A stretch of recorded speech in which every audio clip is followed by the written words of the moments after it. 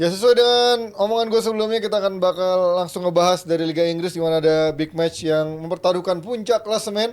Walaupun mungkin bisa disalip sama Aston Villa ya kalau mereka seri ya. Karena kalau seri Aston Villa akhirnya gajah juga ke puncak. Di mana pertaruhan antara Liverpool menjamu Arsenal di Anfield nih. Biarpun sebelumnya seri lawan MU, tapi mereka habis kebantai West Ham di Piala Carabao 5-1, nggak tanggung-tanggung. Sebelum kita bahas peluang lawan Arsenal, kita bahas sedikit soal Piala Kebo ini, di mana kemarin Liverpool itu Klopp kemarin juga bilang, kok banyak yang bilang kita main lawan MU jelek segala macam, chance kita banyak dan lain-lain. Sekarang kita membuktikan bla bla bla bla bla. Menurut lo apa yang berbeda dari Liverpool sekarang dengan kemarin lawan MU? Menurut gue Klopp agak denial juga di situ ya, karena walaupun dominan, lu nyetak banyak peluangnya juga bukan peluang bersih semua. Itu lawan United banyak crossing, banyak yang momen-momen maksa. Jadi menurut gue banyak tembakan jarak jauh. Iya, 15 tembakan dari luar kotak penalti. Iya, ini udah terlalu jauh. Dan juga gue rasa pemain-pemain Liverpool, atau jangan pemain dari para fans atau para analis-analis soal bola, ini udah 4 pekan terakhir tertipu nih sama fantasi Liverpool ada di puncak. Karena dari 4 pekan terakhir, kayak contoh dimulai pas lawan Fulham, itu kan banyak gol di Liverpool yang golnya keren-keren emang, dari luar kotak penalti, golnya fantastis semua. Tapi kalau lu pikir lagi, kenapa mereka harus golin nge-shoot dari luar kotak penalti? Akhirnya ada tandanya emang mereka lagi kesulitan untuk bangun serangan yang nyampe ke kotak penalti lawan. Menurut gue itu udah terjadi dari lawan Fulham, berlanjut lawan si Crystal Palace, abis itu berlanjut lagi lawan si Sheffield United, dan puncaknya lawan United tuh buntu banget. Dan kemarin kenapa bisa ngebantai si West Ham, gue rasa perubahan itu emang lagi dibutuhkan di Liverpool. Mereka ngelakuin perubahan di lini depan, di mana Luis Diaz yang belakangan gue rasa emang lagi underperform, di drop dulu dan dimainin si Nunes, walaupun Nunes akhirnya mainnya juga di luar posisi terbaik dia, dicoba di left wing. Jadi gue rasa ini adalah cara dari Jurgen Klopp untuk memaksimalkan potensinya si Darwin Nunes. Jadi gue ngeliat ini, gue agak risih juga sebenarnya. Ini pemain udah bukan youngster lagi, udah nggak seharusnya dilindungin sebegini ketatnya gitu. Udah 18 bulan dia nggak pernah perform sesuai harapan kita.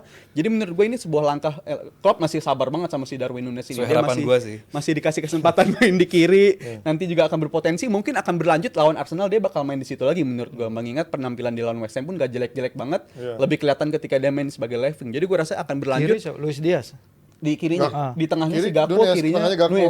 Nunes kemarin. Enggak, kalau Kanannya starternya nanti biasa. salah di kanan garansi pasti, depannya dipimpin oleh Gakpo, kirinya Nunes ditaruh situ. Karena kalau sampai si Nunes dicadangin, menurut gua akan berpengaruh banget ke moral dia yang musim ini sebenarnya Pemain lain nggak bermasalah kalau dicadangin. Pemain lain masalah juga, tapi kan pemain-pemainnya profil muda, gue rasa nggak masalah lah, kayak Elliot atau si Curtis Jones. Gue rasa mereka tetap dapat waktu main yang musim ini banyak juga kok, mau mereka dicadangin atau enggak. Jadwal main mereka dapat jatah garansi start di Eropa, di Carabao Cup, di Europa League juga mereka main-main juga. Gue rasa sekarang ini lebih penting untuk bisa mantau pertandingan Arsenal ini dengan kekuatan terbaik. Kekuatan terbaiknya kayak apa? Ya bisa jadi salah satunya yang udah ditunjukin lawan West Ham itu. Sebenarnya lawan West Ham gue bilang apakah Liverpool bagus? Enggak juga. Biasa banget, cuman West Ham emang bapuk banget. Udah jelas ini tim percobaan shoot dari luar kotak penaltinya banyak banget, tapi bermainnya low banget. Jarak antara back sama midfieldnya jauh banget. Ada space yang begitu luas diberikan kepada midfieldnya Liverpool, dan itu benar-benar nggak diperbaiki sama Moyes. Nah, waktu menghadapi MU kenapa sulit? Karena MU benar-benar membatasi space di tengah dan di back, itu rapat sekali. Makanya Liverpool itu kesulitan sekali menghadapi MU untuk jarak jauhnya. Jadi mereka benar-benar ke depan. Akhirnya yang lu bilang tadi crossing. Sayang finishingnya emang nggak ada di situ. Berapa 34 peluang? Nggak datang aja kayaknya itu. Nggak datang aja gitu. Dan ya back dan juga midfieldnya MU bermain cukup kompak di game tersebut. Beda sama West Ham kemarin.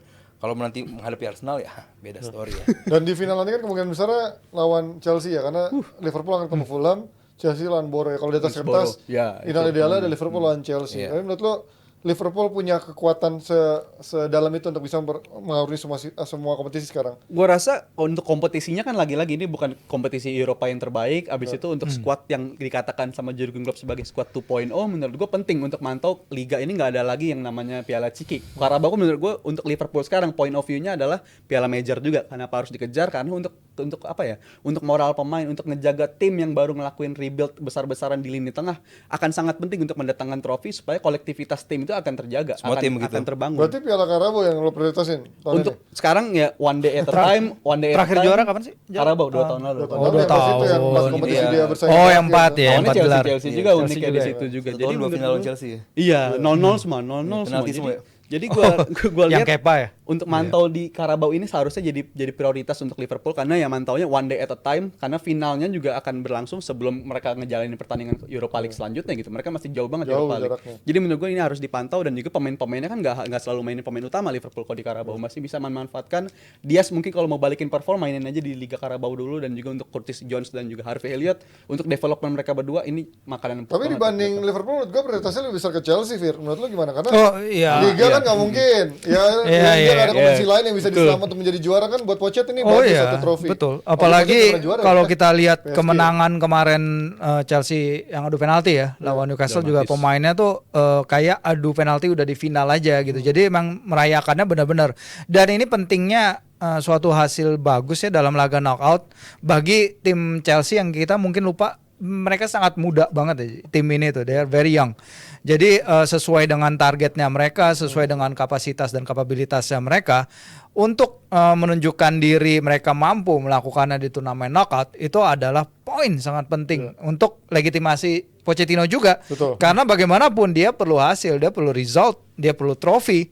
Di Inggris dia kayaknya belum trofi pernah kan nyoba ya. trofi Iya di makanya Inggris. jadi dia perlu ini Nah, sebenarnya. waktu di PSG juga dia nggak juara liga kan, cuma liga-liga apa trofi-trofi domestiknya Iya, doang. Kalah Coupe de sama France Monaco ya. Ya, menurut gue dia gagal total sih Iya. Pochet di PSG. karena Walaupun nggak juara liga. kebutuhan untuk dapat juara itu nggak menjamin bahwa lo bakal perform bagus juga sih. Betul. Jadi kayak ya Pochettino Result perlu gelar, wise, iya. ya Yang penting dia dapat result. Fulham juga perlu gelar gitu. Iya. Marco Silva juga bukan pelatih kemarin sore yang ya gelar tuh jauh nggak juga gitu. Dan permainan Fulham juga lagi lumayan gitu. Satu lagi siapa Middlesbrough ya? Middlesbrough. Ya, Michael Carrick pelatihnya. Apa? Iya, terakhir sih Carrick ya. Carrick, Oh, sekarang. Bukan. Kana. Makanya mah Ipswich. Makanya Ipswich. Iya, Iya. Oh, Carrick masih bukan? Bukan Michael Carrick masih ya, bukan. Masih kali ya. Ini. Artinya Middlesbrough yang gue tahu kalaupun masih di Michael Carrick, dia menunjukkan performa bagus juga sih, permainannya juga lumayan oke. Jadi buat gue ya ini nggak semudah bahwa pasti Chelsea Liverpool finalnya masih Liverpool juga harus menghadapi Fulham dulu dan itu bukan ujian yang gampang. Oke, kita ngomongin dari Carabao, kita ke Liga Inggris akhir pekan ini. Tadi gue sempat bilang ada perebutan puncak klasemen, bahkan diintip sama Aston Villa dari hasil kedua tim ini. Tapi kalau kita ngomongin Arsenal bermain begitu meyakinkan lawan Brighton, walaupun banyak peluang di babak pertama tapi nggak bisa killing the game. Ini menurut gue menjadi permasalahan Arsenal di musim ini, yaitu mereka tidak begitu efektif dalam dalam menuntaskan peluang dan sekarang dia akan bisa ketemu lawan Liverpool yang bermain yang sama terbukanya juga kayak Brighton, tapi bedanya kualitasnya dua level di atas Brighton. Menurut lo Intens. seleluasa apa Arsenal bisa bermain seperti Brighton kemarin? Apakah lawan Liverpool juga akan bisa seperti itu secara dominate the game ya dari megang bolanya? Kalau midfieldnya Liverpool tidak kreatif, tidak nutup menghadapi MU, menghadapi West Ham, gue yakin Arsenal menang. Karena kuncinya di midfield. Kalau back ya gue suka lah backnya Liverpool walaupun dengan ya sekarang Tsimikas, tetap mereka salah satu defense line yang termasuk yang bagus. Ada Alisson juga di sana. Itu bukan masalah utama mereka di tengah yang kreativitas dan juga saat menghadapi tim-tim besar bisa keluar apa enggak. Itu kunci keduanya adalah ini Anfield. Ya MU bisa 0-0, masa Arsenal nggak bisa ya? Nggak begitu. Arsenal 2-2 kan, Anfield kan? Apa? 2-2 tahun lalu kan? Dua-dua, tapi ini gamenya si Granit Xhaka. Ingat nggak yang Granit Xhaka berantem sama TAA itu yang tadinya 2-0 udah coasting Arsenal. Habis itu Granit Xhaka nyari ribut sama Trent yang bikin Anfield-nya jadi Makanya itu bangkit gue bilang ngejar bahwa main di 2-2. Anfield nggak semudah itu juga. Lu saat supporter benar-benar menyupport Liverpool, ini beda. Dan secara quality wise sih buat gue masih menang Arsenal karena dalam performa gue lihat juga menghadapi Brighton bisa sesempurna itu Arsenal. Kalaupun emang dibilang belum bisa killing the game ya paling enggak mereka sudah lebih baik bisa bikin 2 gol. Nggak juga menit-menit akhir juga gitu kan. Artinya bahwa secara keran golnya udah mulai ada gitu. Peluang tercipta yes. Kreativitas dibandingkan Arsenal, yes lebih bagus. Arsenal gue yakin secara midfield juga lebih bagus dibandingkan Liverpool. Masalahnya mereka punya Mo Salah. Nah, ini Salah, yang gue yes. Mereka masalahnya punya Mo Salah, di mana Mo Salah ini lu nggak butuh peluang banyak, lu nggak butuh space yang luar biasa besar. Dia bisa memanfaatkan sedikit apapun itu menjadi sebuah gol. Ini yang Arsenal punya. Nah lo lihat tadi kalau di Arsenal gue bilang efektivitas di depan yang nggak ada. Nah bedanya Liverpool punya seorang salah di antara Luis Diaz, Nunes, Itu gua nggak takut tuh. Gakpo yang ya gitu lah angin-anginan. Nah sementara salah levelnya di atas mereka semua termasuk dari Arsenal. Menurut ini yang membedakan antara Liverpool sama Arsenal, yaitu quality wise di depan seorang salah. Ya gue rasa dia emang menjaga kualitasnya. Salah ini bener-bener ya salah satu pemain paling underrated juga. Gue rasa dia nggak dapat apresiasi selayak yang harusnya dia dapat gitu si Mohamed Salah ini. Dan Udah lah dibanding Mane, makanya Mane cabut kan. nggak terima dia Nggak terima kelamaan dia, di sini. ada dua matahari. Untuk fans Liverpool sendiri pasti apresiasi banget sama Mohamed Salah ini. Tapi gue menariknya untuk melihat pertandingan lawan Arsenal besok. Ya Salah jelas bakal jadi harapan banyak orang juga. Tapi ketika contohnya lawan West Ham, gue nggak akan jadiin ini sebagai parameter permainan ya. Tapi gue ngeliat lawan West Ham, gue ngeliat Salah ini emang kayak contohnya emang lebih bagus apabila dia punya right back yang bisa ngejaga kelebaran gitu. Kayak contohnya ketika lawan United juga 20 menit terakhir ketika Joe Gomez masuk, Salah nih lebih enak gitu mainnya, lebih masuk lebih ke dalam dan itu punya peluang jauh lebih Berarti banyak. coba formasinya mana? Perkiraan formasi sekalian turunin deh. Mungkin ini ya sekalian bisa jadi juga ini jadi waktunya Klopp ini kan selalu penasaran gitu. Dia berapa kali finish pertandingan itu maininnya tren di posisi Tren dulu, tengah, baru nanti- masukin. Iya, Tren habis gelandang. itu di match Jo, selanjutnya digeser. balik lagi ke kanan lagi. Baru Cuman- di in game baru main. Ya, lagi. Endo sama Szoboszlai ini kan nggak jalan ya Jale Iya, lawan Man betul. United ya. Lawan Man United. jauh. Tapi mungkin gue ngeliat pertandingan kemarin dan gue rasa fans Liverpool juga banyak yang nyadar Szoboszlai ini kan di awal musim nggak begini mainnya. Ini kenapa di 3 pekan terakhir mainnya jelek banget? Itu menurut gue karena partner di sampingnya emang agak nggak cocok si Gravenberch itu. Gue emang ngeliat dia agak nggak Kalau cocok gue lihat kalau main kelelahan, bareng. Jal. Oh, overuse, Yes, kalau overuse overuse ini juga. pemain kelihatan banget gitu. Kalau lu tiba-tiba ngedrop tanpa alasan yang jelas, nggak mungkin pemain, apalagi Szoboszlai. Dia pemain yang cukup oke juga buat gue nih, dia overuse, kecapean dan itu buat pemain benar-benar kena ke mental, takut cedera. Apalagi nanti tahun depan ada turnamen internasional Musim juga. Euro dia Jadi- pahlawan dari Hungaria Yes. untuk Kalau buat Kapten gue Hungaria. dia pure kecapean karena mungkin di posisi tersebut yang terbaik emang Szoboszlai sih. Awal musim kelihatan banget dia Iya, menjadi motor kelihatan banget. beda kan. Gue Iya. bilang makanya upgrade dari seorang Henderson dari versi Henderson musim Beda lalu tipe, cuy. Beda tipe Szoboszlai. Hendo sama Szoboszlai. Dia bisa jadi provide defensifnya jalan si Szoboszlai, untuk ofensif juga lebih seger juga Tapi dia dibandingkan crossingnya nggak sebagus Henderson. Henderson menurut gue. Henderson bagus crossingnya. Iya, Beda dia tipe lebih juga lebih, lagi. lebih Szoboszlai solid sering banget si crossingnya Henderson. jelek. Tapi kalau untuk Szoboszlai ini kan poin gue itu di awal musim gue ngeliat Szoboszlai nggak mainnya nggak kayak begini. Mungkin karena emang faktornya di awal musim lebih banyak si Jones yang main. Abis itu ada 5 pekan terakhir lebih banyak Gravenberch, yang mana Gravenberch juga siap megang bola. Opsi pertama yang dia lakuin akan progress dribbling ke depan dan menurut gue itu agak nggak cocok gitu untuk main jadi partner si seorang Szoboszlai. Tapi untuk pertandingan besok gue harap si Curtis Jones akan jadi partnernya dia dan juga faktor Trent Alexander-Arnold itu. Karena 4 minggu berturut-turut nih Klopp selalu dibikin penasaran tuh rasanya. Apakah ini waktu yang tepat buat gue mainin Arnold dari start dari awal di gelandang? DMF ya? Apa balikin lagi ke right back kanan. dulu baru di babak kedua balikin ke midfield Pernah lagi. start jadi di midfield. Untuk musim ini Belum hampir pernah kan? nggak pernah. Iya. Selalu posisinya itu lagi. Tapi anehnya di babak kedua walaupun Selalu situasi geser. unggul sekalipun digeser terus. Menurut gua udah waktunya ini udah mulai menipis. Apalagi maka nggak kunjung balik. Nyata cederanya jauh lebih buruk dibandingkan yang diperkirakan dan ini tinggal menghitung waktu doang. Si Endo dalam 3 pekan kan dia juga bakal pergi juga membela Jepang buat lawan Indonesia juga salah satunya. Jadi gua ngeliat Tomiyasu mungkin juga. Iya, pemain Jepang itu. Jadi gua rasa Trent Alexander-Arnold ini bisa jadi dicoba dari gelandang dari awal untuk pertandingan besok. Ya, apakah ini akan menjadi formasi yang lebih bagus? Karena gue juga ngelihat TAA itu yang menjadi suntikan buat lini tengah mereka untuk boost up untuk dari Iya. sisi serangan. Karena jelek banget ketika tengahnya kemarin Endo sama si Gravenberch sama Szoboszlai nggak ada Nggak jalan jalan. untuk mereka. Ya, dan terlebih dari itu ya, menurut gue emang Arsenal beberapa tahun terakhir kesulitan di Anfield. Gol kemenangan terakhir yang bisa bawa Arsenal menang atas Liverpool di Anfield siapa MVP. di? Ingat ya? Hah? Si ini Cazorla. Iya, Di Premier Cazorla League sama ya. Lukas Podolski Iya, Cazorla. September 2012. Udah lama banget sejak Arsenal bisa ngalahin Liverpool di Anfield. MU juara tuh. Dan sejak 2017-18 Arsenal udah kalah 0-4 2 kali, 1-3 2 kali dan 1-5. Tapi kalau kita bicarain tahun ini kan Nah, pasti akan berbeda. Sejarah Betul. akan mengingat ini adalah tim yang Arsenal berbeda dari tim Arsenal sebelum-sebelumnya. Apalagi kalau kita ngomongin lini tengah, Declan Rice seorang mungkin harganya sekarang Endo sama Gila, Szoboszlai bisa dikalahin Solid karena banget, tengahnya Liverpool ya tadi kita bicarain lagi transisi, lagi ada perubahan, tim yang Szoboszlai begitu bagus di awal ternyata dia juga mungkin ya karena pace-nya Premier League kan pasti beda Iya, dengan iya, pace-nya beda di dengan Jerman. Bundesliga. Belum lagi dia main di antar klub Eropa itu pasti kan akan membawa pengaruh juga bagi kesegarannya. Iya.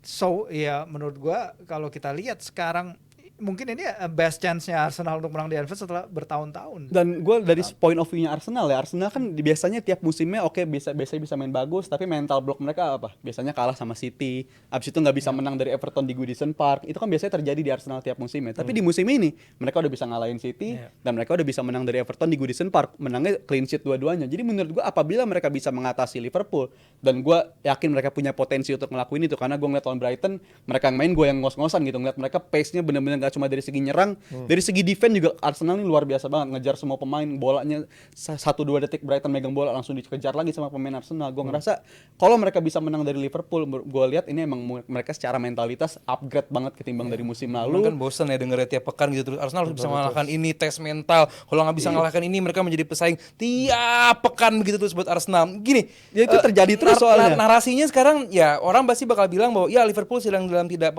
tidak kondisi pemain banyak yang cedera gitu. Newcastle kurang banyak apa cederanya, perform aja gitu kan. Jadi buat gua alasan soalnya pemain banyak yang cedera lini tengah yang it's happen in football gitu, dan buat gua Liverpool kalaupun tadi dibilang sama Firzi bahwa ya sekarang adalah momen yang tepat untuk Arsenal mengalahkan Liverpool karena Liverpool bla bla bla bla.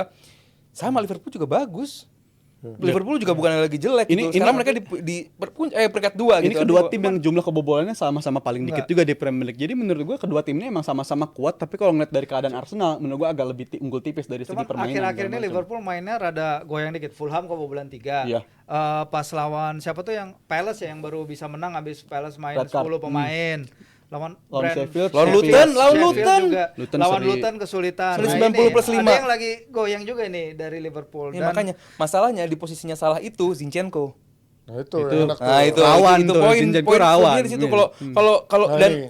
ya ini itu kan bakal head to head sama salah itu jujur gue ngeri apakah bakal di double cover sama Kiwior nanti bakal di situ gue nggak ngerti juga, cuman ya itu selebihnya gue nggak ada masalah lah ya.